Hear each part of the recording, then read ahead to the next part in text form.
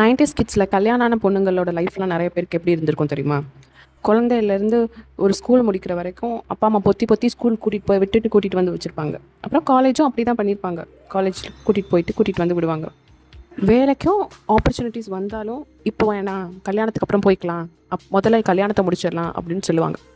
அதே ஒரு மாப்பிள்ளையை பார்த்து கல்யாணம் பண்ணி வச்சுட்டாங்கன்னு வச்சுக்கோங்க, உடனே நம்மளோட பொட்டி படுக்கையெல்லாம் எல்லாம் எடுத்து அனுப்பிட்டு போயிட்டு வாமா, பாய், இனிமேல் நீ வீட்டுக்கு வரதா இருந்தால் மாப்பிள்ளையோட தான் வரணும், மாப்பிள்ளையோட தான் போகணும். அதே மாதிரி ஏதாவது லீவ்னா வந்தால் போதும், அடிக்கடி சண்டை போட்டுலாம் வீட்டு பக்கம் வந்துடக்கூடாது, எதுனாலும் பொறுமையாக சமாளிச்சுக்கோ, நீயே பார்த்துக்கோ அப்படின்னு தான் இருக்கும். அதுக்கு ஆரம்பத்துலேருந்தே உன் பிரச்சனையெல்லாம் நீயே பார்த்துக்கோமா, நீயே சமாளிச்சுக்கோன்னு இண்டிபெண்ட்டாக வளர்ந்துருந்தா கூட நம்மளுக்கு வெளி உலகத்தில் போய் எப்படி ஒரு நார்மலாக ஒரு ஃபேமிலி பிரச்சனையை எப்படி ஃபேஸ் பண்ணுறதுக்காவது தைரியம் இருந்திருக்கும்.